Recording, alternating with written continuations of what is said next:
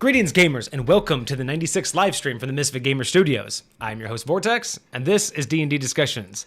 On today's homebrew review, we have a new subclass coming in from the Sorcerer variety. This one is called Blightblood, and I can already say the name already has me intrigued. So, couple quick little updates, though, for you. Boom. What's up, my friend? How you doing? Shalom, shalom, my friends. I am excited to be here. I am excited for this too. Review. Yes. But before we begin, quick few updates. So we are hoping by the end of the month to have the polls posted for the new naming conventions, because I would like the new naming conventions to be in place before, or at least by the 100th episode. So after that, we can start on the new names on the next episode. So hopefully by this weekend, I would like to figure those out, but it may be next week. But keep in mind, we are wanting to know what you guys think. We have a couple different naming schemes in mind. We're pretty sure we know which ones we want to choose, but we just do want your guys' opinion. So keep that in mind if you are part of the Discord. Link is in chat if you guys want to join and be part of that poll to let us know kind of the direction we're going to go. Because Homebrew Review is just kind of not really the best naming scheme, so we want to change up the episode title moving forward. Other than that, Pokeniner. So, just to give you a heads up, we still have your entire booklet on the docs. Don't worry, we're not dropping any of them. Yes, we are going to go through all of them, but a quick update. This will probably be the last time y'all see Home Brewery on stream for a while. And the reason why is, I would say about 6-7 weeks ago, when Pokeniner first gave us their submissions, it was the first time we had seen something from Home Brewery.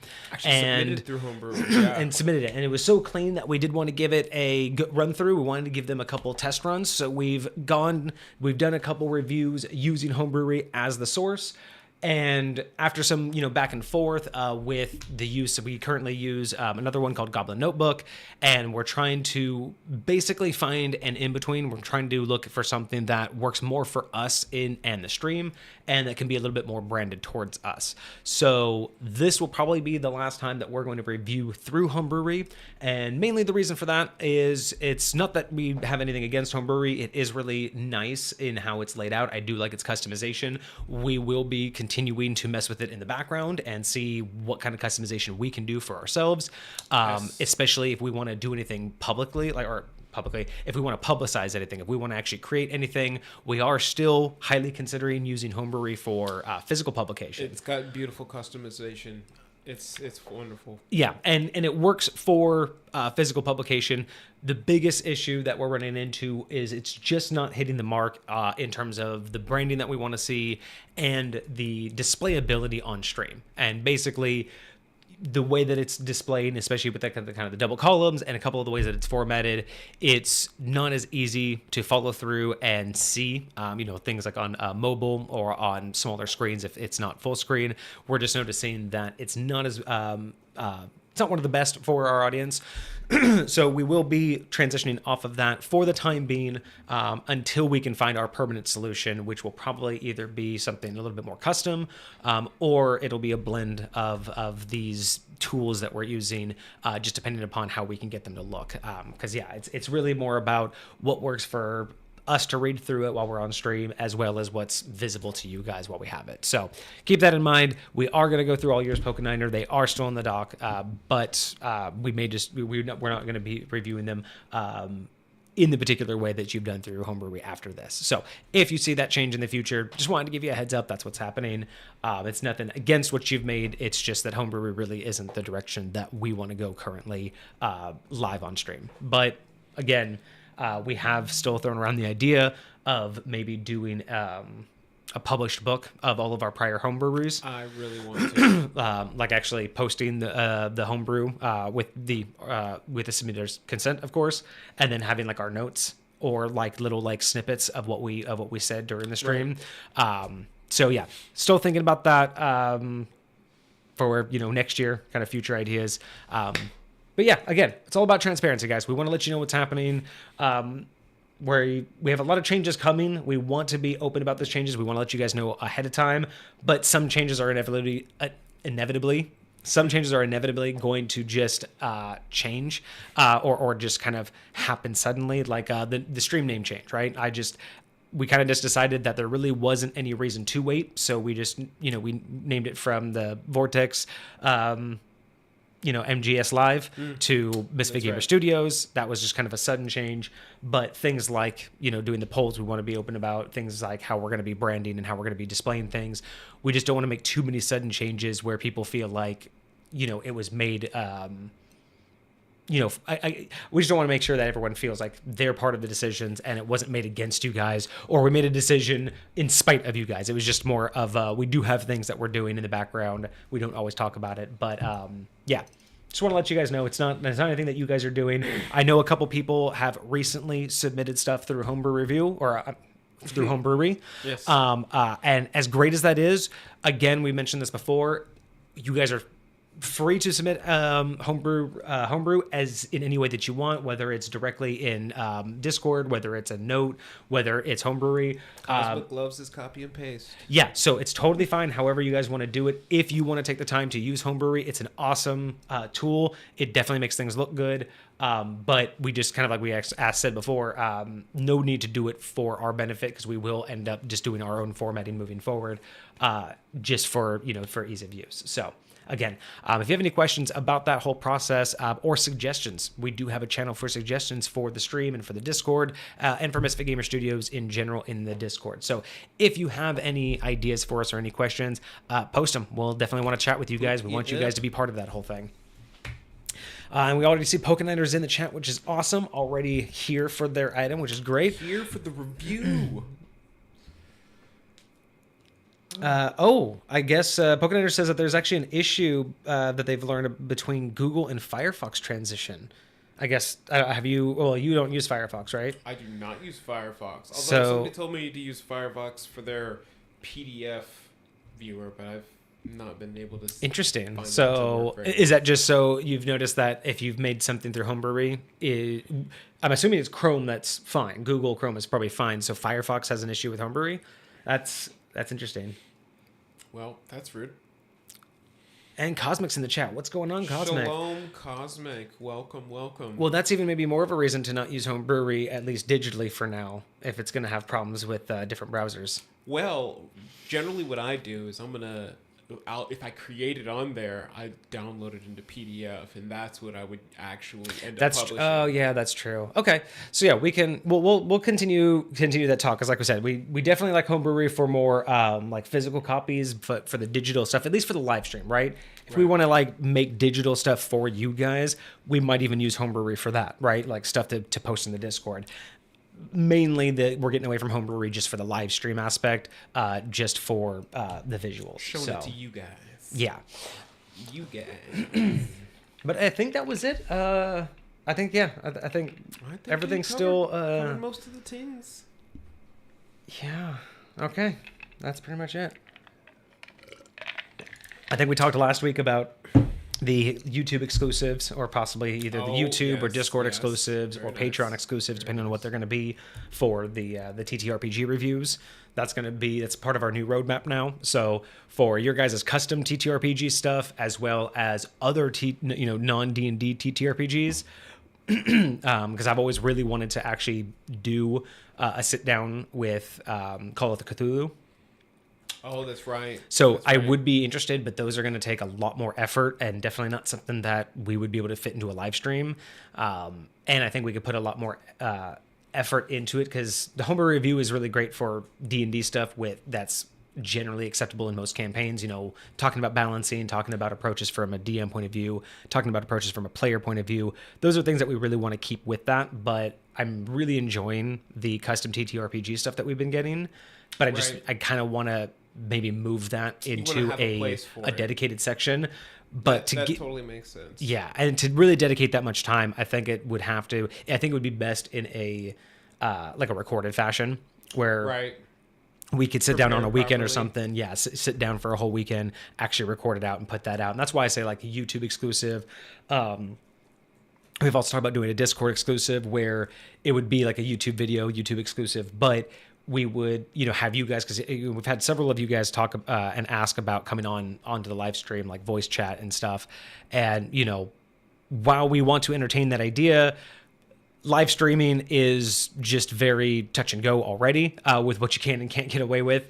And, I'm sure you guys can understand the risks of taking people on live, but having people in the Discord be able to join us for a voice call that's recorded in a controlled environment and something that we can do exclusively, even maybe have, private viewership of that as well. People be able to join but not talk, and then have a live show via the Discord that's recorded and then maybe, publicized to YouTube is kind of something that we're playing around with. And then expanding that idea to even, the Patreon level if we get to that size, or if we ever want to expand to that side. But really right now, the YouTube and Discord exclusives are kind of a next bigger goal for next year, especially to expand. Because right now, with our two current schedules, 2 days a week is amazing. 3 days a week just wouldn't be possible. That's what it is. Yeah, and we're gonna ride it as long as we can, but a 3 day a week stream would not be doable for either of us right now, at least on a consistent basis. And even trying to schedule out like a once a month, I just think that the live stream would be, especially the way that we like to do it, right? We like our tangents. That's kind of, that's kind of just what we're about. But with some of those topics, I feel like we could get a lot deeper into those subjects, like especially if we're going to test out a TTRPG or talk about it and try to really wrap our heads around it, like, for the review process, or at least the showcase process. So I really would like to expand that, give us more time, give us more focus, and be able to show it off in a different light. Because the reviews are, again, more for the general use, but I want to find a place for all of the extra stuff. And I feel like it would give it a kind of like what we called it originally as a showcase. We would actually get to lay it all out for everybody in a very well and digestible way. And it could be, and at that point, it could be a multi-part episode, right? Like we could actually ask the creators, instead of for just, hey, like what we did with the Goblin campaign, instead of just getting a class from that area, like we were recently doing with his board, instead of just getting the subclass for the Godly Entertainment or the Heavenly Imp, being able to actually just get something like that Goblin Encounter, the Decat or the Jaquette, where we actually got the setting, the lore, the location, the people that you would run into. We could have spent so much longer on that. And even if we could do that over the course of a weekend, turn that into 2 or 3 YouTube episodes where one's the premise, one's all of the setup, and then one's like talking about how the campaign runs, right? And actually exploring all of it. That I think could be a lot more beneficial than just running through it on the live stream and giving a knee-jerk reaction, because I started to realize that that's really what it was. Is it's almost like it was our elevator pitch reaction to a potential RPG, right? It's like someone was saying, hey, here's a snapshot of one thing about this RPG. And it's like, that sounds cool, but we've learned it's like without the rest of it really understanding, it's so hard to really understand where the balancing should go. And it's like, I could say all day long, this sounds interesting, but I mean, I'll be honest, I'm not a huge fan of alternative TTRPGs. I love D&D. I'm, super steeped in 2nd edition and Forgotten Realms and in High Point, right? That's my focus. That's what I like talking about. And I feel like there's a place for those other TTRPGs and those custom sets and all of those other games. But for my day-to-day, it's all about D&D. And so for for the consistency of the stream, I want to keep it that way. But we being able to have a dedicated amount of time to actually explore those other topics is something I want to do. I just don't think this is the platform for it. Like you said, give it its proper place. Even in High Point, sometimes you have something, you don't know exactly where it goes, but sometimes you can find its place. And I think that's all we're doing. We're just trying to give it its home, right? Yeah. So just again, more transparency, more updates for you guys on what's coming up for the Misfit Gamer Studios. Just trying to try not to be as casual about the whole streaming process. At first it was just kind of wanted to get on, start talking about D&D. I'm on episode 6, by the way, of rewatching all of my episodes. Very I'm on nice. episode 6, or I just finished episode 6. But yeah, it started out casual. It started out just kind of something I wanted to do just on my off time as like a hobby. But the more we've gotten into it, the more plans we've made, the more I want to grow it. And I don't just mean make money, right? The more I want to do things like actually get episodes edited, going and doing those kinds of those custom types of like exclusives. Right. I've even thought about, so I have some friends from the SEA, and I have a couple other ones that have connections to people who do like the night fighting, like the actual real weapon fighting with full body armor, geez, I can speak. Metal swords, like actual swords, like the actual night fighting, where punching, kicking, tripping, all of that's there, right? So That's crazy. I want to reach out to some of these contacts that I've had over the years and see if I can get in touch with any of them, because I know a couple of the SDA fighters still, and I want to see if I can get another one, because I've seen a couple of people try to do this, and I just don't think anyone's quite nailed it yet. In terms of everyone's nailed the rules and the general ideas, but I don't think anyone's really nailed the presentation properly for representing how D&D combat actually is. Like representing D&D combat in real life and really breaking down the difference between what we see, like why we have an issue with turn-based combat, and then actually breaking down like what a real fight looks like. And I have so many really interesting ideas of how to break that down better than I've seen in others, because people have done like the IRL version where they'll have like the squares laid out on the ground, but again, there's so much more that I think can be done with this idea. Like actually having two fighters who have been like in tournaments, just set them up and be like, hey, fight. We're just gonna say go, and you're gonna fight for a solid straight minute. So regardless of if you would have gotten a point or whatnot, you guys just straight go for 1 minute. And then we'll have, the scores on the side, and they'll count when you would have gotten like a kill shot from, the point of view. And then we'll have another set of people on the other side from the D&D point of view, basically calculating what would be considered a hit, because you can hit somebody in the tournament, but it won't count as a kill shot to win. Right. So the idea would be go through tournament rules, figure out what would be hard enough to act as a kill shot, convert those into D&D damage, right? And also break down from a real fighter perspective, from a knight in actually wearing armor, actually throwing around a heavy sword and heavy shield, averaging out in that minute, how many attacks did you get in throughout the entire attack? Does it actually add up? And show people the difference between a novice fighter and a veteran fighter, and actually show them, if you break it down a course of a minute. Because what I want to, because here's the thing that I've watched, and I have videos that I could show, but I want to do this live, because when you go to these tournaments, right, you realize that there's so much time, what we call dancing, right? There's so much time where you're walking around each other, you're utilizing the space, your footwork. Like D&D never talks about footwork, and those are the things that I think people don't realize, where missing an AC. Like, I don't know. Again, we've talked about this before. It could that be that you hit them, you just hit armor. You could have glanced off of them. They could have parried.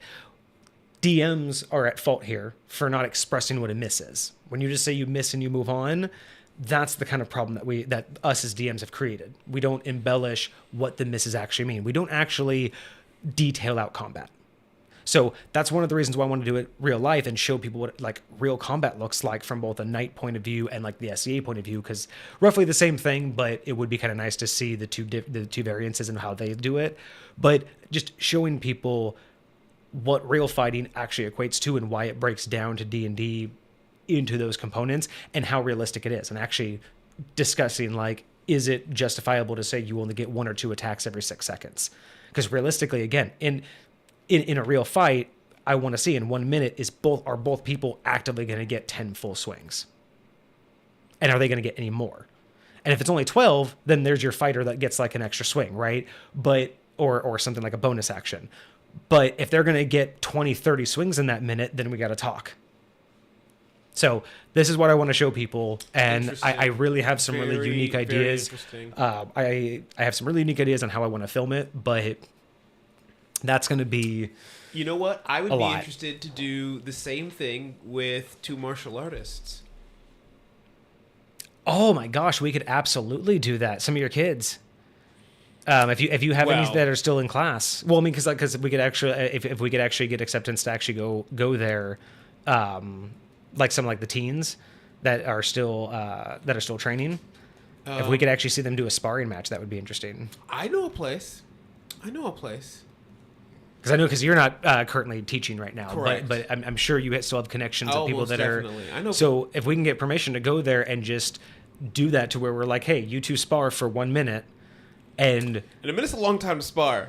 And that's a long time to spar. and that's my point, is because most people know, combat's only a few rounds, but a minute really emphasizes what combat really could be, right? That's still a very long combat, but that's like a BBEG fight. But it really emphasizes like how quickly you're going to slow down. Like you're not going to, first couple rounds, yeah, you have a lot in you, but it's a lot. Just without even armor, it's a lot. Constantly moving for 1 straight minute, and just because it's not just the physical activity, it's the mental activity. It's constantly being aware of what they're doing, Yep. what you're doing, Yep. what you might have to do. It's a chess match on top of a workout. Yes. Yes. But anyway, I digress. These are the plans that we have on the roadmap. I'm very excited. I'm I'm super very excited excited. to do them. It's gonna be good stuff. But baby steps, right? We're just at baby steps here. Not even at episode 100 yet. So chill. You got it. But without any further ado, the moment y'all been waiting for, or at least that Pokeniner's been waiting for, we are now going to take a look. Excuse me. We are now going to take a look at the Sorcerer Subclass, or the Sorceress Origin of the Blightblood. Oh, Blightblood. That takes me in 2 different directions. Obviously, that takes me Yes. that takes me immediately necrotic focus, or vampiric. Interesting. Those are the two directions that I get where this is taking me. I also get lightweight blood hunter vibes Ooh, because blood hunters they use their blood as like their weapons, or they code it for like some weird potentially necrotic damage. well, let's see what we have. Sorceress Origin of Blightblood, submitted by Pokeniner. Legends speak of a lineage forever marked by the touch of pestilence and decay, tracing their origins to a plague long forgotten. A wicked curse or a fatal encounter with the Blight Realm seemed to originate this accursed bloodline, intertwining their essence with the very forces of plagues. As a Blightblood sorcerer, this tainted legacy courses through your veins, granting you a unique connection to the dark energies of disease and toxins. Well, I was almost right with the necrotic. There you go. Blightblood sorcerers are both feral and revered. Oh, excuse me, not feral. Blightblood sorcerers are both feared and revered. Their connection to pestilence and decay sets them apart from ordinary spellcasters, casting an ominous shadow upon their reputation. Many view them with suspicion and apprehension, associating their presence with impending plagues and widespread devastation. However, their rare understanding of diseases also grants them a certain level of respect for those who seek their knowledge and power. To encounter a Blightblood sorcerer is to witness the embodiment of an ancient curse, walking the delicate line between life and death, wielding their infectious magic with both dread and fascination. Interesting. That is a very well-written intro. I have to say that might be my favorite intro to something that we've received. I don't even know why. I think because it doesn't give anything away in terms of I don't actually know what I'm going to get with this class just yet. I mean, a little bit with the toxins and disease, but Yeah, but I don't know what that's that really it. means, It's right? just vague right there. And at the same time, it gives me a rich history without giving me anything to remember. There's no names. There's no dates. There's no bull. I don't even know what. Even the thing doesn't even know what caused this. Was it a plague? Was it a curse? What is it? The other realm? I don't know, but it's fucking dope as shit, isn't it? I'm basically just one of the. I'm one of the four horsemen at this point. Like, I mean, it's just kind of cool. Like, this literally sounds like the backstory to one of the four horsemen, or you know what I mean, like Pestilence. Like, oh yeah, it just kind of gives me that vibe of you could almost tell me that this was the backstory to a BBEG or specifically an NPC, and I'd totally buy it too. So it's one of those. It's like that backstory that gives you enough intrigue, but nothing that you need to hold on to. Right. You know what I mean? It just you don't have mental labor. No mental. To keep up. And there's no confusion with the name. I'm all Blightblood. Everything just absolutely works together. I like that, and it's so easy to read too. I also just like how it's written. I think it might just be I don't want to say eloquent because it's not like fanciful, but you know what I mean. It flows. It reads very, very well. Yeah, they're not beasts. Pokeniner. No, they're not feral. Okay, that's what happens when you read live. You know what I mean? Right. I can only read so fast, so I gotta pace myself. So, just for reference, I do have the Sorcerer class list up. Fantastic. So that we can run through. I forgot to ask you about that, but yes. So for those of you who haven't been here in a while, something new that we're trying to do is as we go through these reviews, Kage will start to pull up the standard level up process. So if we're going to do like a weapon, he'll pull up a similar type of weapon. If we're going to review a spell, he'll pull up the same leveled or spells of the same level. If we're going to do a subclass, he's going to pull up the primary class leveling system. So what this is going to do for us is give us, in other cases, it would give us opportunities to compare for balancing purposes. But what this will allow us to do is keep in mind what is happening with the class as a whole, with that player, with that character, so we can understand how this is building with the rest of the sorcerer. So that's just going to kind of give us an idea of where each of these levels are going to be, what they got before it, what they got after it, in terms of their level up, just so we can kind of understand, is it set in the right place? So yeah, that's what we'll be doing. All right. Sure. And then straight out the gate, we have a subclass feature. So you can choose this sorcerer's origin, which describes the source of your innate magical power. Your choice grants you features when you choose it at first level and again at 6th, 14th, and 18th level.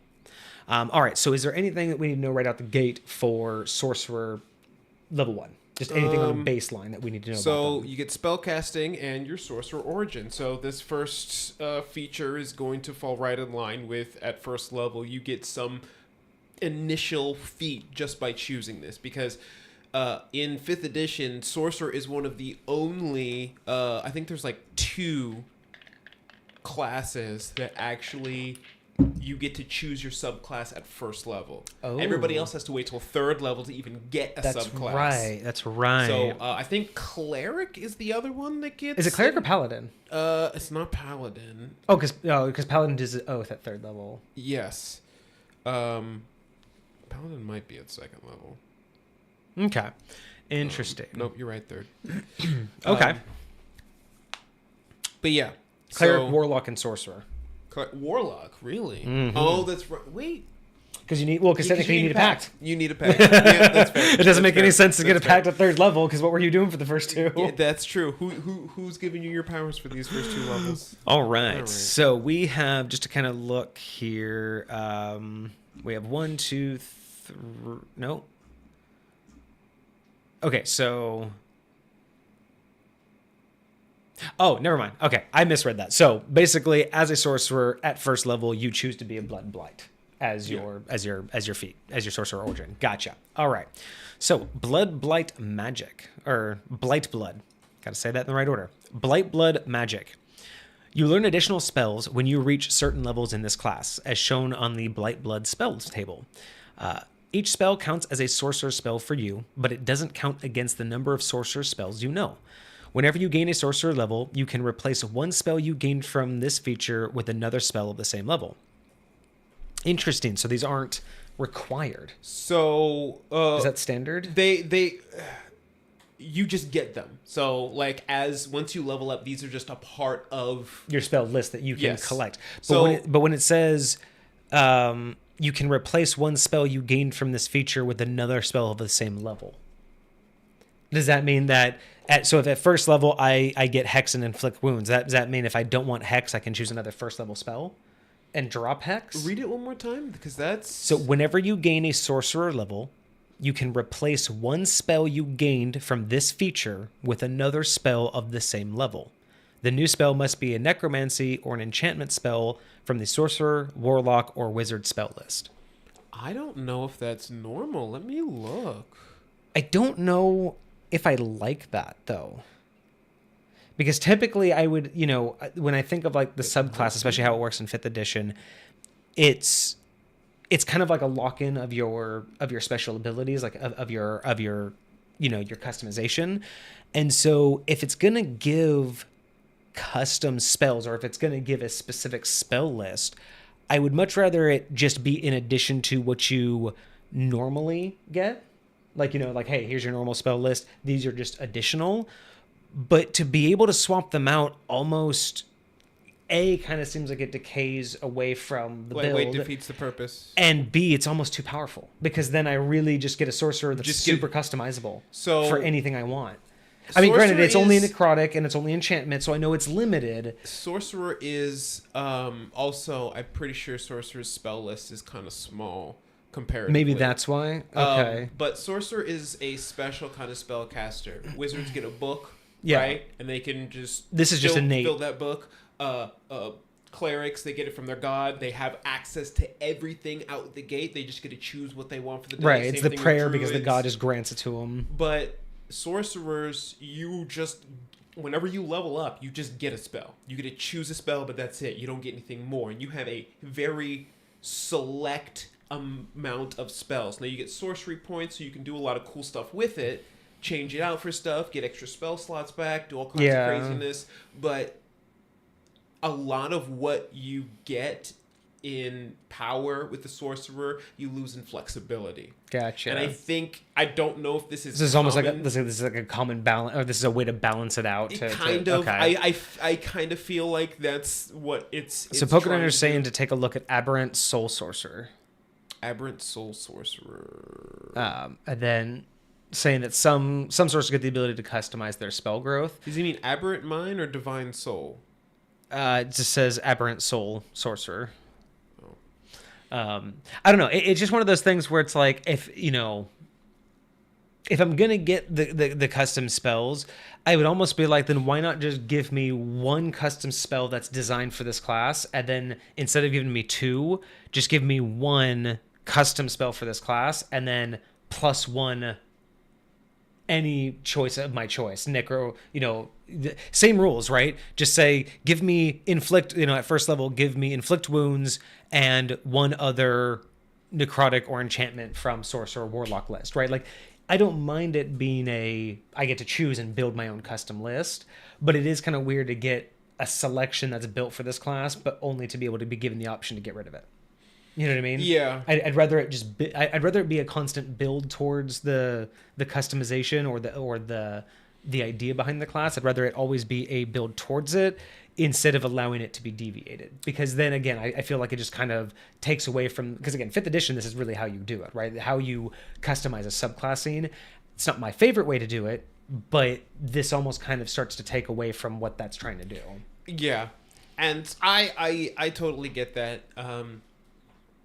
It's I mean, I like the balancing. I like the narrowing of the necromancy or enchantment. Like I appreciate the narrowing, but I'm just thinking, like, if you really want this to be like that customizable, I just give me the option to just like, just add it to. Let me check something, because if this. Oh, Aberrant Mind, got it. Yeah, so I checked, and Aberrant Mind, which is, I think, the player's handbook subclass, has the exact same wording except two different schools of magic. Interesting. So they are also giving that same flexibility in theirs, and it.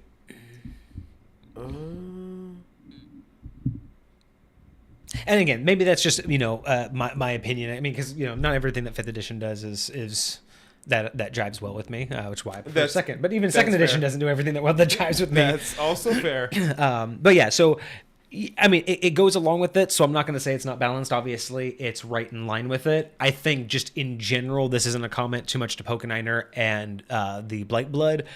I just feel like this could be done better by saying, hey, here's a custom, like you're a sorcerer, you get sorcerer type spell progression, but you're the subclass. So here's some guaranteed spells on top of those that you're going to get as a sorcerer. Here's just the list that you're going to grow with. That is how it feels like it should always be. It should always be an additive. But if you want to make that more customization or that more growth, make the list that I get smaller, and then just say, but you also get to choose one other spell every level 2 of your choice. You get a little bit more of that same flexibility, but you don't take away or deter. Shoot for the stars, and I'm gonna say I would really love get rid of that whole spell list. I don't even care about it. Give me one spell that levels up with me, that I can like grow with as I level up. Like as a sorcerer specifically, like you're learning how to manipulate your innate magic. Imagine the easiest one spell. The easiest way to do that is so cool. It's the one spell that you get starting out, and you can cast it equal to half your player level. So at first it's only a cantrip. Until you reach second level, then it's a first level spell. Until you reach fourth level, then it's a second level spell. Until you reach sixth level, then it's a third level spell. So you have to level up 2 levels every time just to level it up. Interesting. But then at level 18, it gets the strongest it'll ever be. Because there is no level 10 spell. So it would cap at level 18, but you'd finally have a level 9 spell that had been with you that whole time. Be interesting. Okay, so yeah, nothing wrong with this. I just think 5th edition, I think the approach, it should be more additive than allowing you to deter away from the thing. But again, that's my opinion on 5th edition, not on this build. So, quick little list here of the Blightblood spells. At first, you get Hex and Inflict Wounds. I forget what Hex does in 5th edition. I do like Inflict Wounds, though. Always a fantastic starter. Wounds. Love Inflict. It's one of my favorite spells. I mean, you got like that, Eldritch Blast, and Firebolt are always like the right. good top 3 to have if you want combat. Hex is kind of like a Hunter's Mark. You cast it on a creature, and it gives you additional damage when you're hitting them, and I think you can also move it to a different target. Gotcha. Once they die. Okay, so yeah, so that one I think makes sense. And then, third level we get Raven Feeblement and Wither and Bloom. 5th level Gaseous Form and Slow. 7th level Blight and Death Ward. I mean, obviously have Blight in there. I don't know why you wouldn't. 9th level Anti-Light Shield or Anti-Life Shell and Contagion. Ooh, those are some good ones. Ooh, that's gonna. Yeah, those are some good. That's a good very list. thematic as well. I like this. Okay. And that's it for that. All right, so Blight Sense. Starting at first level, your Tainted Origins gives you a distinct awareness for pestilence that is nearby. I get that. You can always sense the presence and location of poisonous creatures, and diseases within 30 feet of you. You can also identify the kind of poisonous creature, or disease in each case. I really do like that. The idea that, like you basically always kind of have like a detect poison active makes absolute sense. I like that. Okay, you can almost smell it. Yeah.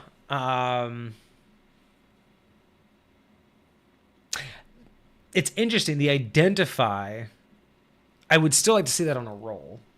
You know what I mean? Like I would like to see it That's like fair. Maybe advantage. Like it's there, but I would like to just to be able to identify which one it is. I feel like there should at least be some sort of validation, just because it's weird that you could like smell what type of disease it is, right? Like Right. it's hard for me to see that in my brain. So I would like to see that. I totally get the sense of poison. You know it's there, but it would be nicer that you have like advantages on checks either to detect or to determine which type of poison it is. yeah, at least which type of poison it is, if not, the direction. But that's just that little weird area of I have a hard time understanding how I in High Point would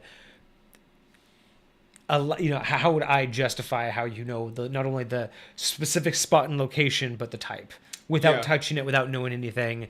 That's where I have a hard time, but that's just on me. You're basically always under the effect of detect poison and disease. Okay, Yeah, that totally makes sense. In addition, you learn the poison spray cantrip, which totally makes sense, which doesn't count against your number of cantrips known. Again, excellent. Those are the kind of things I'm talking about. When you just give them something in the subclass that doesn't count for the normal progression, that's what I mean by that's what I like to see. That's what I feel like subclasses should be more about. Additionally, at 3rd level, you can spend 1 sorcery point whenever you deal poison damage to a creature with a spell.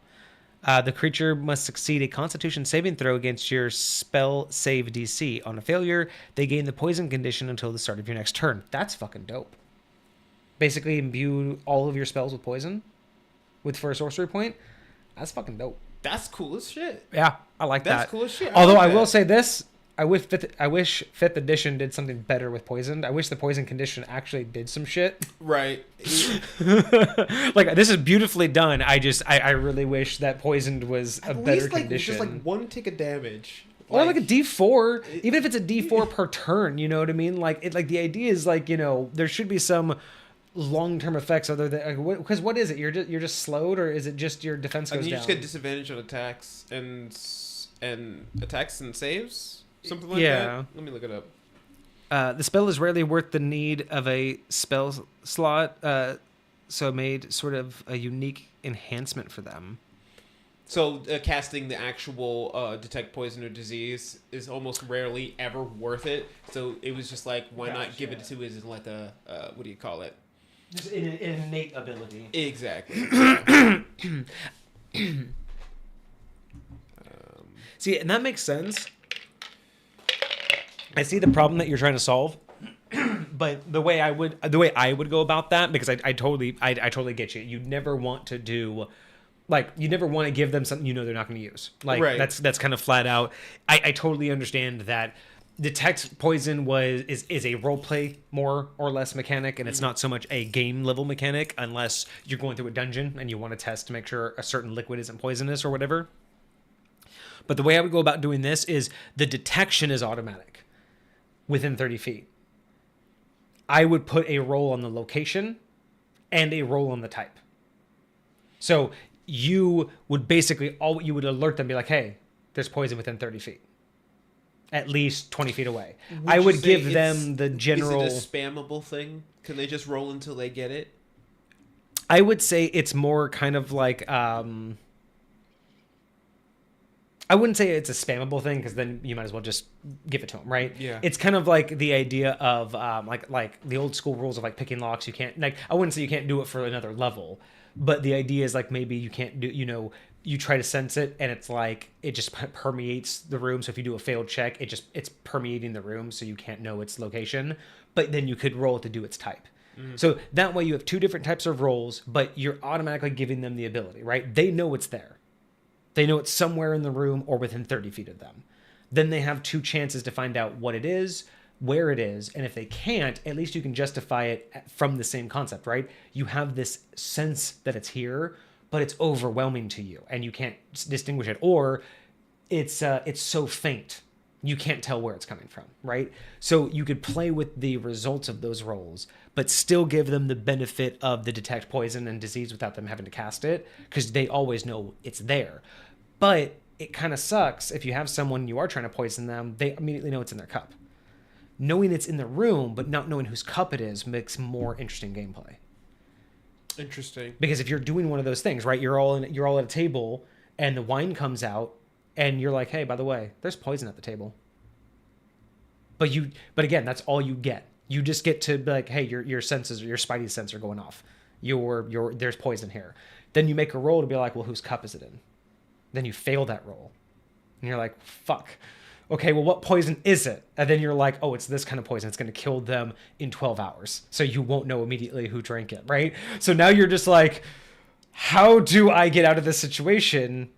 Because I know someone's about to die, but not immediately. You know what I mean? So I feel like there's more role play options than just, by the way, the third cup on that tray is poisoned the moment it comes in the room, right? Like, I that's a little bit of a big power to have. But then again, how often is this coming up? That's fair. That's fair, especially in that type of gameplay. So that's my approach. I think what I would do is I love the idea. I love your solution of just giving it to them all the time. I just think that if it's going to be an innate ability, they still have to do something to get all of the knowledge. But having that spidey sense for poison, I think is really cool. Because, oh my God, dude, can you imagine fucking with the players? You throw them in a dungeon, right? They solve the first puzzle, they get into the next room, and immediately you're like, oh, there's poison. You try to go, where? Even if they nail it, right? Because usually you say it's like it permeates the room, you can't tell where it is. So let's say they get a nat 20 on their first roll of where it is, and then you say it permeates the room, it's everywhere. And you're like, what do you mean? And then you're like, what kind of poison it is? It's like, oh, it's knockout poison. And then you're like, I don't understand this whole room. And then, but like, no one go in the room yet. And you're looking and looking. And then eventually you give them like a clue. They look on the walls and they see like little holes in the walls. And then you realize what they're detecting is all of the air in the room.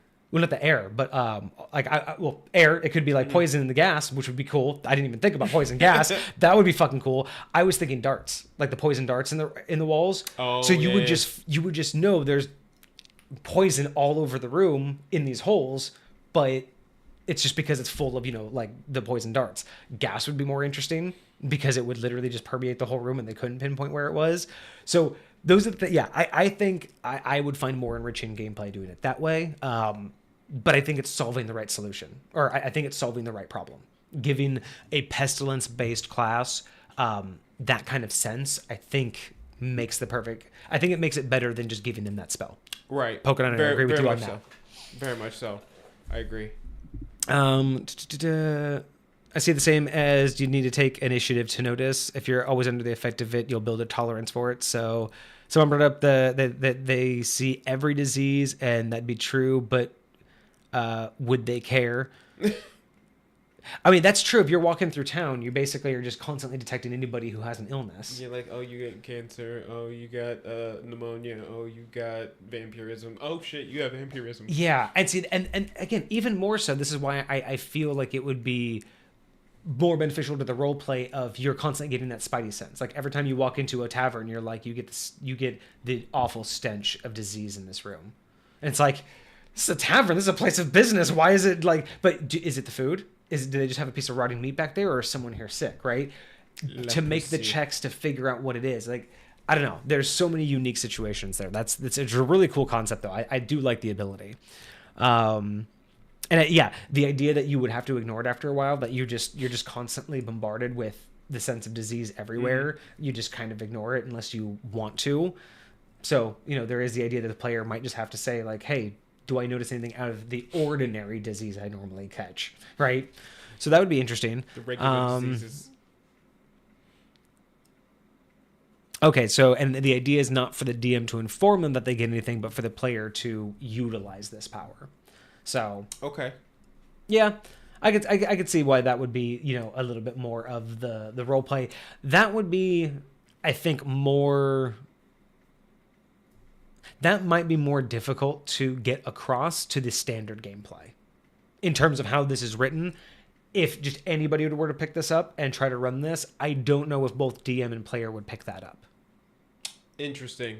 So I don't know how to fix that. I'm not saying that it's a balancing issue, but Pokeniner, you may want to try to put in some sort of verbiage that would assist that concept if you're trying to. Because give it action economy as a free action. Oh, as a free action, you can do all of this stuff. As a free action, you can detect poison within 30 feet of you. That would be it, right? Because if your lore is that it's just always on and you kind of just don't detect it, that would be great. As you could even give it an action. So if you could just turn it on or something like that. So it could read like this: you can always sense. So it doesn't have to change much. You can always sense the presence It should say you can always sense the presence of any poisons, poisonous creatures, and diseases within 30 feet of you. As a free action, you can identify the location and type of poison. That's all you have to do. Just slightly rearrange what this says. Yeah, there you go. Is right here. It just change the. You can always sense, and then just take the presence and location. Take this out. It says you can always sense the poison creature and within 30 feet, because it says I can always do it. You're telling the player you can always do this. You're not telling the DM tell them. You're telling the player you can always do this, and then you immediately follow up saying, as a free action, you can identify the presence, location, and type. So you were basically telling them, as a player, you can do this. So whenever you want, as a free action, just tell the DM, I want to know what poisons are around me and where they are. That's how you do it. Okay. You don't have to do any major changes. Don't have to write up anything new. I would just literally move this down one sentence and just say, and just do what Kage said. As a free action, boom. You're telling the player, this is your responsibility. You're not having the DM point it out to them. Okay. Fire. But and that right there, I think makes this a great option. Like I said, I didn't mind the, I said the role. I wanted the role because I wanted there to be more role play aspects, but because you're putting it on the player, they still have to think about it. So absolutely, I think this is a great solution, and I think it falls right in. So no other changes. If you fix just that, That's groovy. I can't imagine anything else on this. I really like poison spray. That really works. And at third level, spending a sorcery point in order to imbue a spell with poison, fucking awesome. By the way, That is such a cool. It's That's so such a cool. What is the sorcery point progression? Oh yes. Before we get any further, because now we're talking about sorcery points, we haven't talked about how the typical progression works. All right. So sorcery points, you don't get until level 2. You start off. Basically, you have a number of sorcery points equal to your level. Starting at Sorcery level 2. equals level. Gotcha. Starting at level 2. So at second level, you get 2 sorcery points, and so on, all the way up to at level 20, you have 20 sorcery points. Gotcha. Okay. I like that. I'm just going to say this now. I would love to see a future level up add necrotic damage or some sort of damage to this. So you imbue it with poison, but also has damage. So it's like they get the poison effect from your magic and then extra damage from it. So I that's just kind of a future, just already calling it. That wouldn't be a bad thing. Okay, so we just went to third level. Anything we need to know based off of the standard level up between first and third level? Fount of Magic. Fount of Magic is where you actually get your sorcery points, and it talks about how your progression goes. That's at level 2. That's at level 2. Gotcha. Yes.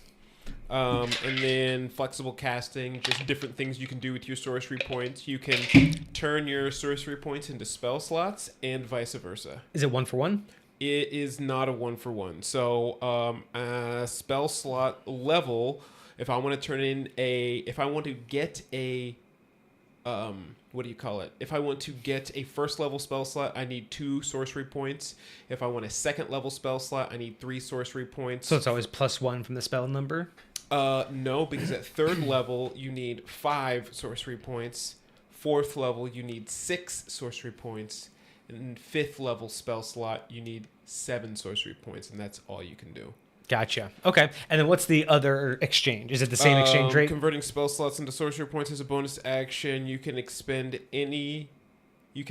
1 spell slot and gain a number of sorcery points equal to the spell slot's level. So so it's not going to be an equivalent exchange. you're losing you're losing doing from spells to sorcery points. You're losing No, you're losing. Yeah, you're not getting as many back as you would, and I think the reason for that is so you can't cannibalize, right? Very much. The so. whole point is Very so I much can't so. cannibalize lower level spells to jump to a higher level spell. But You can technically, yes, but but the one benefit of sorcery points is they come back on a short rest. So normally spellcasters don't get any spell slots back unless they take a long rest. So convert, if you have any sorcery points, best to convert before a short rest, because then you can get them all back. Okay, so that's actually dope. I didn't realize about that tactic. It's kind of a little balance and play that you have with it, and you can do some cool things with meta magic, which you get at 3rd level.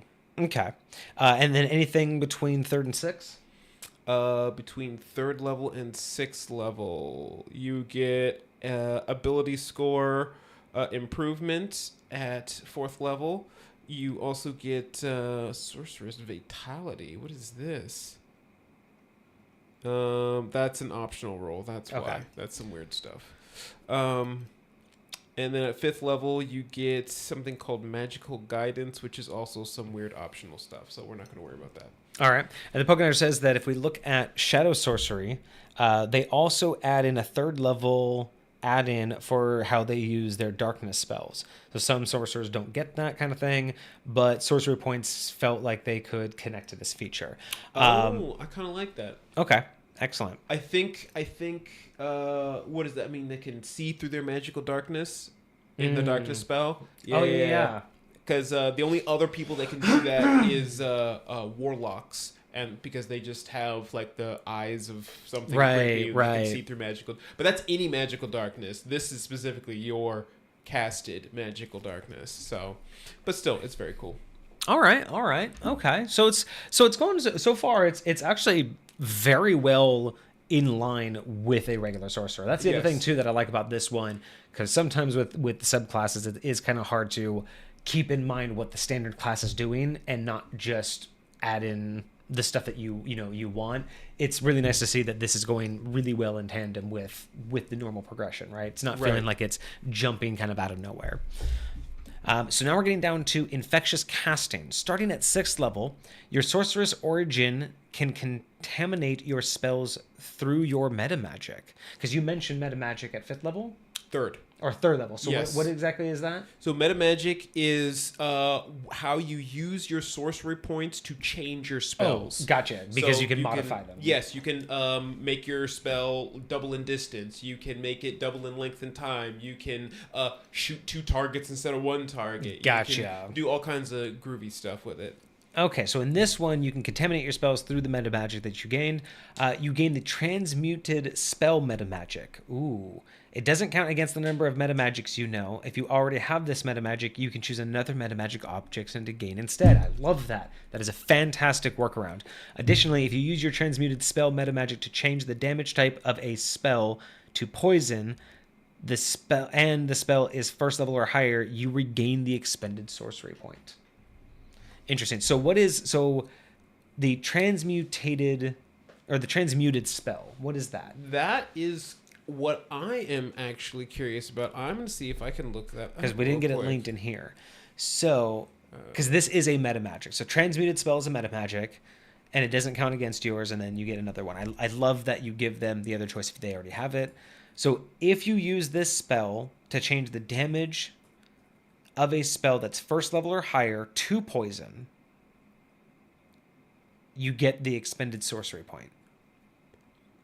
Okay, so for casting the meta magic. So say that one more time. So you usually have to cast a sorcery point to do the meta magic stuff, right? Yes. So if you use a sorcery point to use transmute spell to change the damage type of a spell that is 1st level or higher, and the damage type you change it to is poison. If all of that happens, you regain your sorcery point. Oh. So basically, if you choose to change it to poison damage, you're not using your point. It's basically you need to do it for free. Yeah, it's well in line with how you expect a class feature to work, which I like that, because it's basically saying here's a normal feature that you always get, right? This is a normal feature that you get to use, but because this is your specialty, this is what I'm talking about, the additive benefits. It's basically saying that you're going to get that for free because of that, because it's your specialty. Absolutely. So I found Transmuted Spell, the meta magic. Gotcha. So it says, when you cast a spell that deals a type of damage from the following list, you can spend 1 sorcery point to change that damage type to one of the other listed types. Gotcha. And so when you do that and change it to poison, it's free because of this class. Yes. That right there is in my opinion, what I was talking about early on is that is what I like to see in a subclass. That's the type of additive stuff I like to build. This is when what I do call classes. Synergy, man. Yeah, because it's not 100%, just and it's giving beautiful. me new stuff to do. It's taking what I already would do and saying, you've specialized. Here's your bonus for that. Here is why you're specializing, because this is now second nature. That's straight fire. That's but straight it doesn't fire. take away and it doesn't change what I normally can do. And it doesn't make you OP.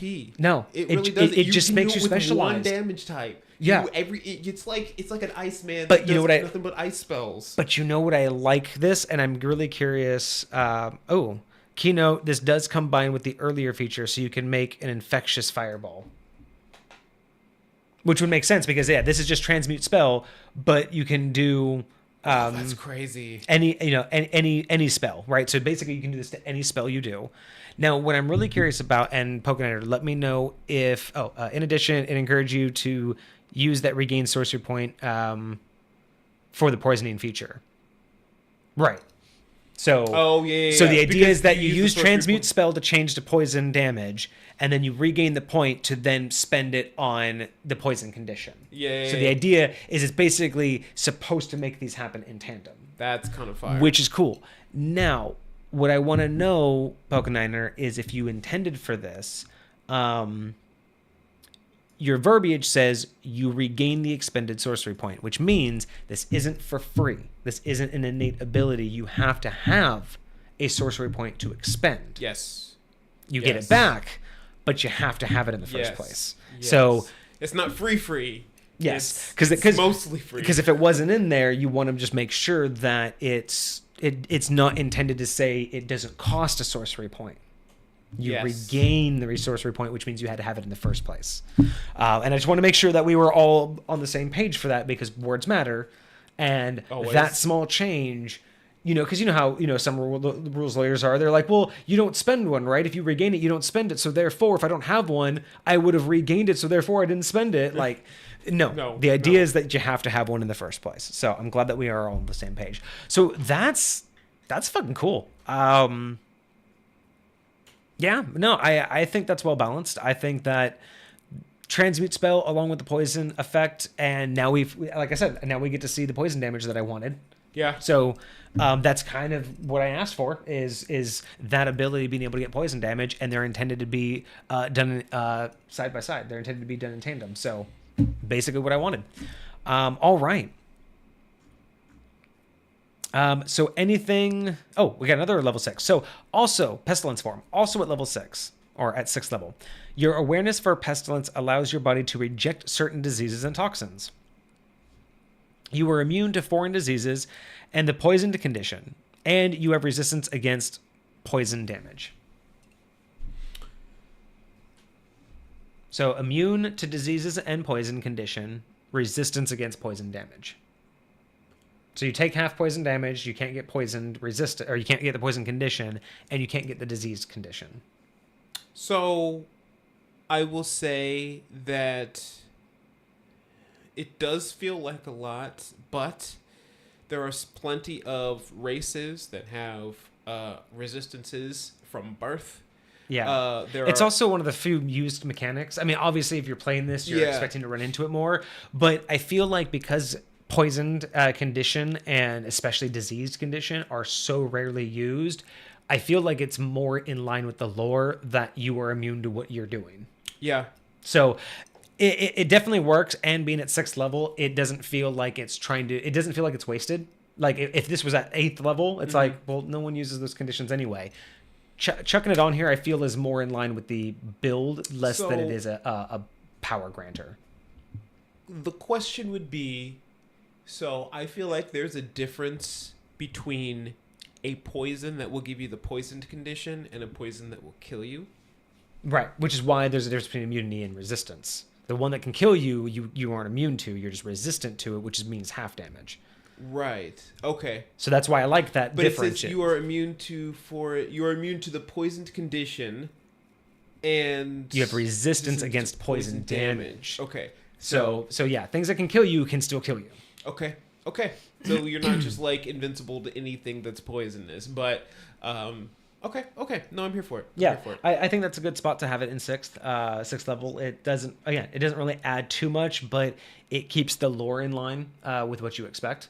It does make me anticipate seeing a AOE of some sort of like disease infectious thing that I can do. It's just kind of giving me that vibe that that's where we would go with that.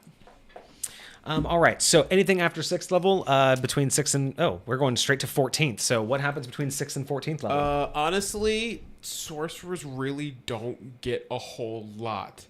After 6th level, you get nothing at 7th, ability score at 8th, nothing at 9th. You get a more meta magic at 10th, nothing at 11th, and another ability score improvement at 12th, and then you get nothing at 13th, and now we got our new feature at 14th. And yeah, we're only getting Death Ward and Blight at 7th level and Anti-Life Shell and Contagion at 9th.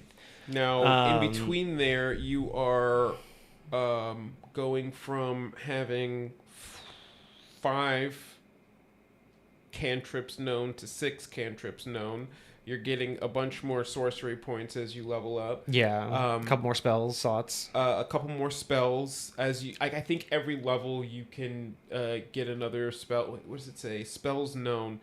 Your spells known. Yeah, they go up at least one every level. This is where one of those things where it's like I get that this is supposed to be like it's intended, but one of the things that we've talked about with what 5th edition has tried to do across the board is really make the game not cookie cutter. Like you don't want everything to feel the same, but the experience in general, they try to tend to be pretty fluid. Yeah. And this is one of those times where they kind of show off like the intended aspect of Sorcerer is to kind of have this lull period. But 6 to 14, that is some of the longest gameplay between levels. I mean, that's 8 levels at mid and semi-high tier. Depending on what type of game you're playing, that could be a long time between level ups. Like, that's a long time to just keep doing what you're doing when everybody else is getting cool adapting features, and changing. And so again, not repertoire. Yeah, they definitely try to oversimplify. I 100% agree. So again, not a comment on Pokeniner's build, but this is another flaw from the D&D side where if you wanted to make this slog, I get it, but at least have something at 10th level. That's 4 levels on either side, which is fine of a wait, right? But really not even at 10th level. Like at least give me, another ASI that nobody else gets, right? Or, a subclass. Like, I mean, in this subclass feature, I would love to have like how Pokeniner was saying that, at any point you can swap these out for a necrotic or a necromancy or enchantment spell. At level 10, being able to just get a free necromancy or enchantment spell, right? Mm-hmm. Like, it just feels like some of these things D&D, like when they made this, it's like, what kind of gameplay were you expecting for these next 8 levels? I mean, even if you level up every gaming session, that's 8 gaming sessions that you just sit there and go, I get another spell. I get 8 gaming sessions traditionally is 2 months IRL. If you're gaming that often. Exactly. That's if you're gaming that often. If you're lucky. And I don't know. This just feels like it's another one of those areas where it's not fully balanced and sticking with the tradition may not be the best way. So I would encourage in times like this, this is when I would definitely encourage a little bit of bending of the rules and maybe throwing your players a bone if you're homebrewing and just throwing something else out there, at least at 10th level. I understand if you want to keep that grind and you want to keep it about the meta magic, but I don't know, man. There should be the 4 levels at least, but 8, that's such a long time. It hurts, man. I think the sorcerer base class could use a little refreshing, right? Well, Pokeniner is saying that apparently the cleric subclass, we haven't seen a cleric subclass in a minute. It's ignored from 8th to 17th. 8th to 17th? So that's 9 levels. That's a fairly similar gap. I was also going to say that's why a lot of people that go sorcerer multi-class. Yeah, That's why a lot of okay. people that go sorcerer multi-class, because I mean people love meta magic. You know, the coffee lock is super. Yeah. I mean, I guess that's true. Pokeniner, these classes do have several features that scale with them, whereas other ones are always in need of something new because they're. But we talked about this. The skills just aren't useful later down the road, right? You need new and different skills. Yes. Yeah, like Destroy Undead versus the Sorcery Points pool. But yeah, it's yeah. I would just say that this is one of those times where normally if you're trying to build a good subclass that's categorically available or just generally available for people, I would say it's always good to follow the standard, outline, because at least it's going to be more understandable. For sure. This is definitely one of those areas where I don't think there's any problem on the homebrew side. At least throwing the players a break somewhere through. This particular one, at bare minimum, I would make a call for something at 10th level, whether it's an extra spell, whether it's another immunity, or an additional thing. I mean, excuse me. You had them you gave them the ability to always cast, like detect poison, right? Like as an innate ability. What if at level 10 you basically give them like I don't know, what is like this purify food and water, but isn't there the reverse where you can like just like I can poison. I'm pretty sure, yeah. I thought you could do the opposite where you could like decay food and water or whatever. But how cool would that be? Like you get the reverse spell of decay food and water, where you can just innately cast this. I don't know if it's a cantrip, but it'd be cool if it be a cantrip, right? But just the exact opposite of being able to be sick. Just go up to it, just touch it, and now it's poison. Anybody who drinks it gets the poison condition for 1d4 hours or some shit like that. Right? I mean, this is super easy, super simple. It's nothing crazy, but it's just like, man. Infect food and water would be a funny spell, right? But that's what I'm saying, because it's really it's purify food and water but reversed, right? We've seen reverse spells before. That's all it is. It's just the reverse of that. So you basically just make the water, bad, you make the food rancid. You know what I mean? Like you just make it to where it's unpleasant. Man, some Fallout rads in there. Bro, can you imagine if you had this spell, right? If that was actually a real thing, the purify food and water, if that was a real spell that was reversible, that actually had the reversible condition, can you imagine, like, I'm thinking about this roleplay wise, like you have a bunch of bandits or refugees or something, like traveling, or they're hiding out and they're about to get robbed, so they cast infect food and water on all their stuff. People run in, they think, oh, you guys are just poor, you have all this nasty food and water, whatever. They leave, don't take it all, and then you just cast purify food and water, and now all your rations are back. So it's like a way to hide basically like your stuff. Interesting. Or make it seem like you've abandoned the place, like you need to hide. So you cast infect food and water, and then you hide in the basement. They come through, think the place has been abandoned, they leave. Like cool little tiny things I think that could actually be working for that. So yeah, Pokeniner, you do you. I highly suggest, or at least would encourage, something at level 10, if not more. Even if something at level 8 and level 12, you don't have to go all out and give them a bunch of stuff every single level, but level 10, 8, and 12, just break up that monotony a bit. You know what I mean? That's little breadcrumbs here, like a little boost to this thing, a little extra feature to that thing, something like that. Like, give them a free cantrip at least. You know what I mean? Like, build off of this transmuted spell thing. Piece of candy. Yeah, right. Give them an extra sorcery point. Or something, like if you. That'd be fun. At level, if you really want to go like all out, at level 10, they gain an additional sorcery point equal to their proficiency modifier. Just one time, they get a number of sorcery points equal to their current proficiency modifier. Well, then it would be just a standard number, because what's the proficiency modifier at level 10? Or yeah. So yeah, just it would be what, 4? Where did it go? Oh, it's over here. I would say sorcerers also get a huge spike at 14th, which is supposed to be that Oasis feature. Well, we'll be the judge of that. It is that the magic in the body grows to such a point that it explodes in power for them. Okay, so what happens standard at 14th level? Because that's where we're jumping next. Standard at 14th level is just your feature. Oh, okay. Just your feature. At 14th level for the Blightblood, after all of that, we get Plagued Essence. At 14th level, the blight within your body is unstoppable, infecting any foe or obstacle in your path. Interesting. There's that AoE. Whenever you use a sorcerer feature or spell to deal poison damage, so again, tying into you want to be doing this all the time. So assuming that you use a sorcerer point to change your damage, which you get your sorcerer point back, which then you use to inflict the poison condition, which also then would do this. I'm just trying to understand how this is all going to build. So whenever you use a sorcerer feature or spell to deal poison damage, creatures of your choice that are normally immune to poison damage are treated as if they are resistant instead. And creatures normally resistant to poison damage are treated as if they have none. In addition, whenever you use a sorcerer feature or spell to cause the poisoned condition, which, again, you're intended to do, creatures that are immune to the condition have advantage on saving throws to resist the condition, and creatures that normally have advantage on saving throws against the condition roll normally instead. So it's just dropping down your resistances. It's going through to people that you normally wouldn't be able to hit with this. So it's widening the audience, it's basically. Like, no one can hide from me. You think I won't hurt you, I'm going to hurt you. So I love what this is doing. I'm not entirely sold that this is a 14th level ability. As in, I think this is higher level, but like again, I waited I waited from 6th to 14th just to be able to hit new enemies.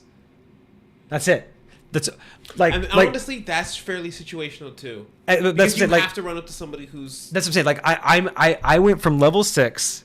I waited all the way to level 14. Right. I've got nothing other than some new extra spells, and the first thing I get is just a slightly larger list of enemies I can hit with this now. Again, Pokeniner, not saying it's bad on you. It's bad on how they ran the sorcerer. This. Maybe level 10 sounds like a little bit low, but this should have been before this. And I think 14th should have been like a boost to actual power. Like, this just doesn't seem, like you said, it's kind of situational. Depending upon the campaign that's being run, this felt like a long time to wait for, if I'm not fighting these creatures, what did I gain? If I'm not going to go up against a creature that has immunity or resistance, what did I gain other than that? So I have a question. I have an idea. What if any creature that dies from taking poison damage, and possibly while under the effects of the poison condition, they turn into a little plague bomb? And they potentially like explode, and any creature near them. I mean, see, I don't know how it would be. Yeah, like if you had your allies next to them, if that would be very helpful. But I mean, I really like what this is. My only problem is placement. I like this ability. There's nothing wrong with this ability. Yes. I just feel like if I've waited 8 levels, that's what I'm saying. If I was bigger, yeah, I waited 8 levels, and then all I can do is literally the list of things I can hit slightly increases. It's just not a selling point for me to want to play this class. I would say, like, if I'm reading through this class to see what like my late game would be, I don't know if that's a selling point. I would have liked to see this slightly earlier, between like 10 and 12, and then at this point be able to do more like plague stuff. Okay. Let's see. So be aware, this is the point of the game that is almost always impactful. You can hit liches. I mean, yeah, if you're fighting, if you're fighting liches at that point. At this point, it comes into the story. They need to have a break as well as in the late game. I mean, I guess that's true. It just, I guess those kind of conditions would be. I guess there's a lot of creatures at that higher level that would have this, but I really don't know. Again, I just don't know if this alone really justifies the 8 level, right? I would like to see this, but again, that's more of a comment on how D&D structured this. You know what I mean? Yeah. So, and again, I hear you, because looking at this as a player perspective, and what I'm actually going to get at this level, and how I'm going to feel, how useful it's going to be. And I definitely do see Pokeniner's point of being able to hit a much more advanced creatures, things that are normally resistant, normally supposed to take forever to take down type deal. Yeah. I mean, okay, so if I could make this one directly better, because again, I'm just trying to, from the right now, I'm not going, I'm trying to look at this from the player point of view, right? Like, what's selling me on playing this? And this is just, again, big gap in time. I'm trying to put myself in the point of view of if I'm playing, what is the best benefit of this? Now, if we don't want to try to do a big shift, right? If we don't want to make a bunch of changes to how the subclass operates, and I just need to look at how this thing operates, I think the one addition I could do to this to make it feel better and to make it well worth it is just add in the fact, like, you're saying anything immune, you now have resistance. Anything with resistance, you're now normal. So why not everything normal now has disadvantage? Or vulnerability. There you go. Make, like it says, the blight within your body is unstoppable. This doesn't feel like I'm powering up. It's like just that simple change does so much to your damage. Because again, as it is, it just tells me there's, like, out of all the people that you can hit, here's the whole list of creatures you can hit.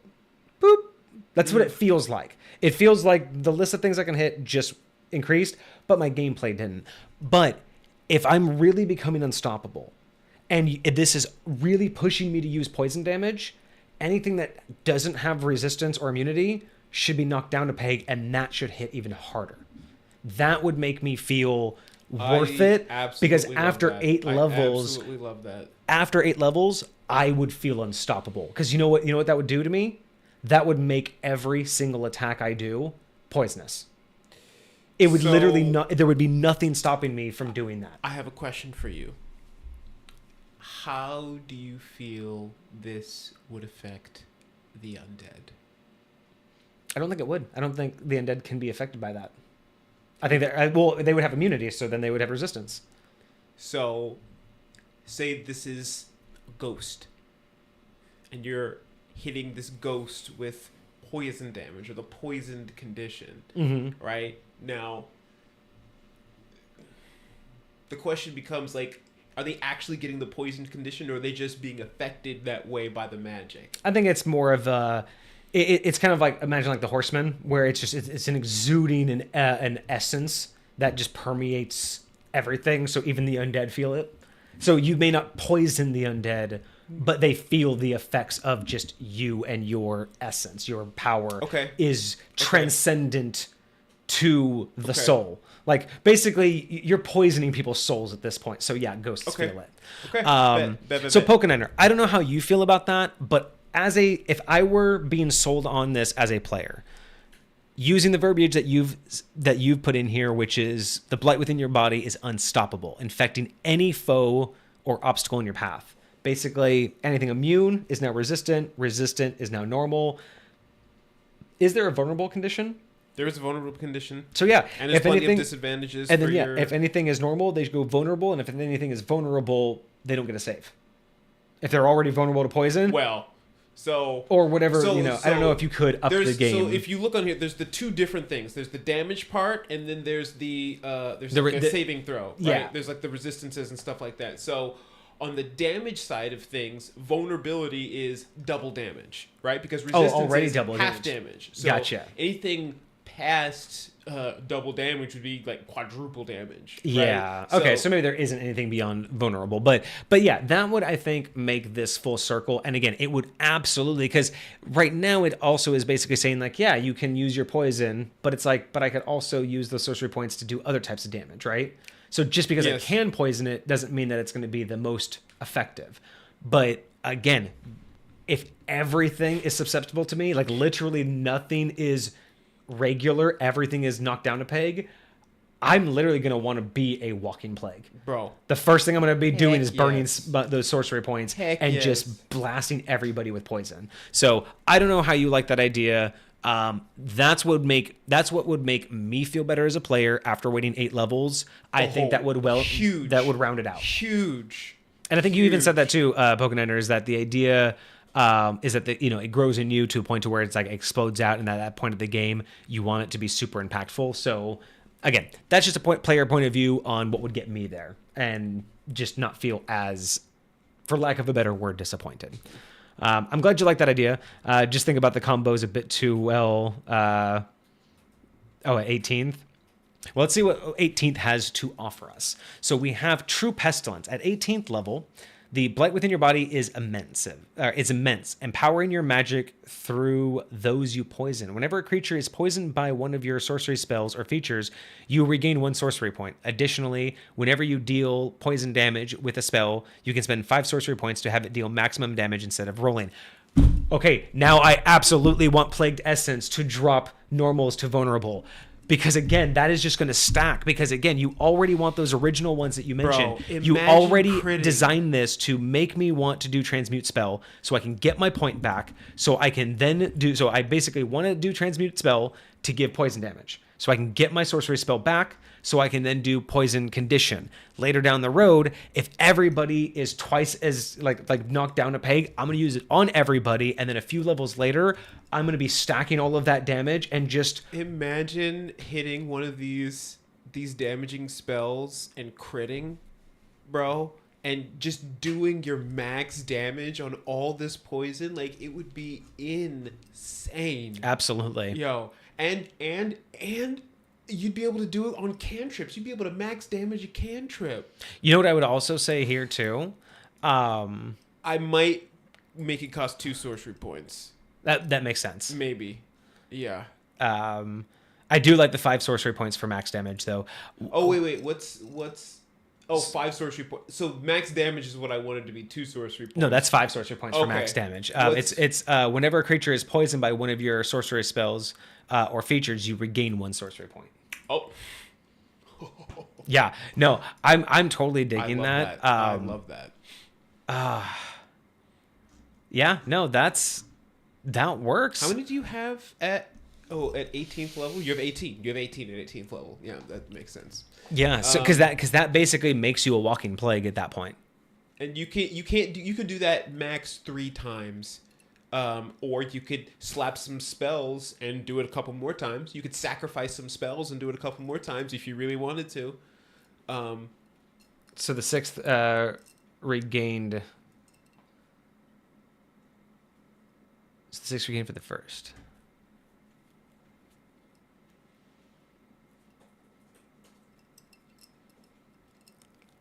Oh, I see what you mean. Yeah, because you're gonna burn it here, get it back, burn it here, get it back from here, because you're gonna do damage to them.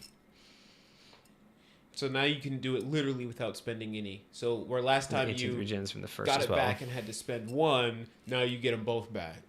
Yeah, it's interesting. It's a huge, it's a crazy ass cycle if you want to keep up with the poison, but you can easily switch it up and change up the damage elsewhere, right? Mm-hmm. Like you can absolutely combo damage, but as long as you're doing poison, it's basically just a regen cycle. Imagine you turn into this like crazy tank, or this crazy like poisoner, right? And you come up against the BBEG, and he knows all of your stuff, and so he finds a way to give himself like immunity and like all this stuff, and so you bring him down to just resistance, and so now he's got like a fighting chance, and it's not doing as much damage. But in order for him to do all of that, he has to give himself vulnerability to everything else. And then I'm like, this one attack, and he's just like built up all his resistance. You're just like, no, I'm gonna do ice damage this time, right? And then he just, just because you can, I feel like that would be fire. Yeah, no, this is really good. This is a really good one.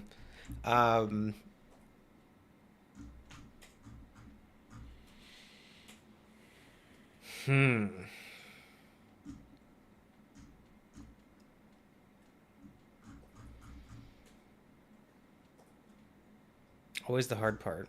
It's so funny how this is not even a page and a half, right? It's like it's so much in so little. It's and I love classes like that, right? Like this is saying It's so meaty. much. It's giving, Yes. and it's one of those ones. It's not overly complicated. It's not doing a whole lot. It's staying true to what you expect, right? I'm a sorcerer who specializes in poison. Like,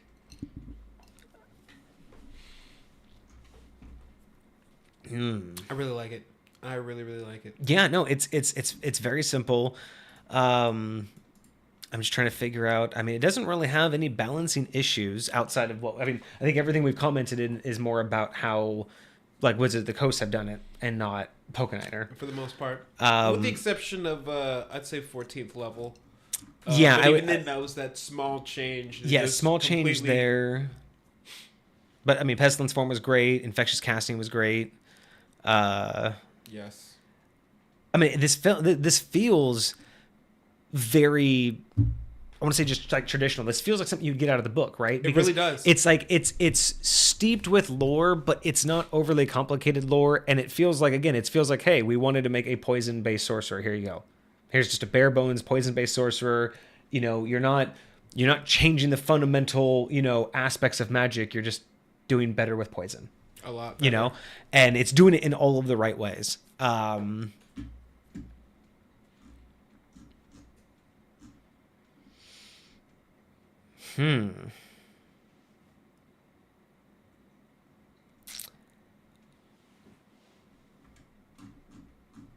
Well, Pokeniner, well done. This is fantastic. I think for a score today, I think I'm just going to drop this an 8 out of 10. Yeah. The only 2 points it's missing is I don't need it in high point. It doesn't fill any void. It doesn't, fill any necessity that I don't have. And it doesn't really inspire me to change or fill any gaps. So that's really it. Everything else is perfectly balanced. It's well written. I'm interested. I probably wouldn't play it like as is. But that's more or less just my character creation. I don't know if I would play a character like this. This is just a little outside of my wheelhouse in terms of roleplay, and just in terms of the things that I like to do. Mm-hmm. So I probably wouldn't play it, but I can't find anything wrong with it. There's no balancing issues. Doesn't steal from anything. It's not reinventing the wheel. It's the only things it's missing is I have no use for it in high point, and it doesn't really inspire me to do anything. But other than that, it's phenomenal. I think that's all the points that I have to think about, right? Oh yeah. I'm trying to think of. I gotta be consistent. Check the list. Go off the list here. Hang on. I got a list for this for a reason. Do I have that list? I have that list somewhere still. Did I? There it is. Oh, it's in the to-do. That's right.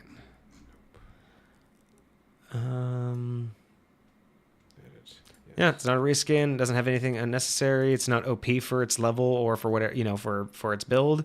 It's definitely not unnecessary. I think this is actually it's not too situational. I think this was built out to be very accessible. It's definitely not useless.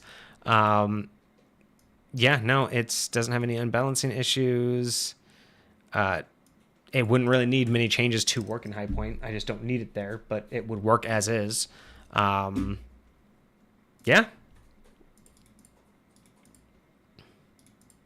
Yeah, no, that feature is absolutely amazing. Like, just the way that you built it from the early stage and fully made it come full circle in the end, that was absolutely brilliant. Like starting out with this ability to put the smallest of them all, which is the poison condition, on with the sorcery point, great start out. Then being able to regain that by adding poison damage, phenomenal. So or being able to spend a point to do poison damage, only to get it back so then you can do the poison condition. Awesome. And then all the way at the very end, you're thinking about that by adding that all back into the fact that poison damage gets you your spell slot back. So any spell you cast, use a sorcery point to give it poison damage, get that point back to give it the poison status, and then when it does that damage, you get the point back to do it all again. It's literally that definition of coming full circle. Like, you have no idea how excited I am for this Shinobi class if this is the type of stuff that we're seeing. Like,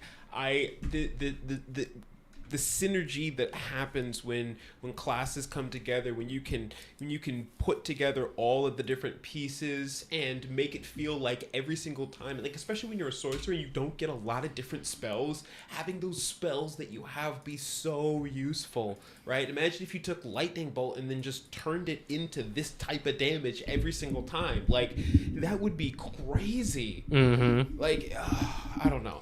It's very cool to me. It's very cool to me, and I like it. And you just don't see that too. Like, we've commented that there are a lot of like subclass builds that are very well designed, and they work with the lore, they work with the progression, like everything makes sense, but not a lot of them truly call back to their origins, right? That call back to those earlier ones. I mean, Hisbor was doing that with Godly Entertainment quite a bit, where a lot of that was like a progression through the entire class build. But this one was phenomenal. This one, every power that you got, it built off of or led up to the next one. But other than the level gaps, none of them really left you wanting, except for the number 14, which I think, again, it's just, why not give you that extra little bit? Why not really make you that devastating and just make sure everyone knows this is what you're going to do in battle, right? But other than that, there was really nothing to be said about its progression. It starts strong. It progresses at a very clean rate, very not even a predictable rate, but it doesn't go up and jump and go up and down and do this like, oh, this level I'm really happy, but this level, no, every level is like a growth. It feels good. If we keep talking about it, all I'm just going to keep saying is that it was good. Like, there's not a lot I can really say outside of that. Pokeniner, you write these things very well. Killed it. It literally sounds like it came from the book. Like a lot of the other custom stuff that we've read that is written very well, or just has lots of layers or lots of good lore, there's always a slight difference when you can tell it's like a homebrew, because there's always a little bit more to it. There's always just that extra paragraph, that extra sentence, that extra detail that it tends to happen in the homebrew, which is fine because it's a lot more. It adds your uniqueness. It adds your piece to it. But when you get them from the book, they are a lot more approachable for generality, and that's what reading this gave me, that feeling of I could put this anywhere. Like I said, it's probably one of the very first that I've just said I could take and put straight into High Point without any changes. Like, that could work in High Point without any changes. I would prefer to like change a few things up, but it doesn't, like, it would work as is, right? So that's, says a lot, because it means that the lore was rich enough for me to utilize and for me to enjoy, but it wasn't so much that it was like, oh, this shoehorns me too much, I can't use it. Right. And that's I think what we want to see a lot more in subclasses, is that synergy, is that build up from the early stages into the late game, make it all make sense, make everything build upon itself, because again, you never want a power that gets left behind. We've talked about that before, where you get something at 3rd or 5th level, and then by 10th level you've never used it again. This is guaranteeing that will never happen. Very much so. Like, this class is guaranteeing it's here. just a build. So fantastic. Just absolutely done. Well done. I'm here for it. I'm super here for it. All right. Well, Pokeniner, I hope that you enjoyed that review. That was actually really fun for us. Didn't take nearly as long as some of the others, but hey, they don't all have to take 6 hours. That's fair. Sometimes, we just have to, just do what we do. But man, that was fantastic. Thank you so much, Pokeniner, for submitting that. We are looking so forward to the rest of yours. I know Kage already mentioned that he's really looking forward to the Shinobi class. Oh my gosh. Because he's so trying much to. So that I put it next in. He's trying to snipe some ideas for his own class. Listen, I've been working, okay? How far you've come along? Because you're doing the samurai class, right? I'm making a samurai class, but this is a 5th edition samurai class, and I'm also building out like 3 base subclasses for it. So he's gonna steal your ideas. I'm not gonna steal. Sharing is caring, okay? Sharing is caring. All right. But no, this was a lot of fun. We have a whole lot more. We have a whole catalog from Pokeniner. We have a couple other people. I think we still have the re-review coming up in a couple weeks from Hisbor. We have Cosmic, I think, has submitted some new stuff. So we have a list of from them. Do we have anything from Big Dungeon Energy right now? Not currently, no. Okay, no. I thought they did. Hey, good homebrew isn't originality. It's how you can hide its origin. I like that. All right, but yeah, we have a lot of homebrews coming up, so stay tuned for that. Every Monday, we will be here 7 o'clock p.m. Pacific Standard Time for homebrew review, but keep in mind that hopefully in the next week or two, that name should be changing. Keep in mind that we want your opinion, so if you want to be a part of that name change, or at least give us your opinion, you can do so in our Discord. I will post that link in the chat. And if you liked what you saw here today, if you missed anything from earlier in the stream, or if you want to see any of our other live streams, you can see all of those on our VOD channel on YouTube. I'm posting that link in the chat as well, so if you guys want to go visit that. It's just a VOD, all unedited right now, but we will be expanding our YouTube channels soon once we start getting into editing. That is going to be us for the rest of the night. We will be back on Friday at 7:30 p.m. Pacific Standard Time for deeper discussions. And I don't have a topic selected. Last week we did the history of Simulacrum. We have several topics. I just haven't nailed one down and done everything. So we will post that in the Discord this week once I've nailed down a topic. But yes, join us for that, because typically on Fridays we will do a deeper discussion where we will either do a history where we will take a topic. Last week we did the spell Simulacrum. Before that I did ritual casting. So we'll take the history of these things, look at it from each edition, how they've changed, give our opinions on how we feel which edition did it best, how we like to implement them, and basically just really get into different subjects and kind of peel them apart from different angles. So if that sounds fun, join us on Friday. Otherwise, I hope you guys had a fantastic weekend, and I hope you have a good week ahead of you. Join us on Friday, and otherwise I hope you have a good rest of your evening. Deuces, my friends. Cheers, y'all.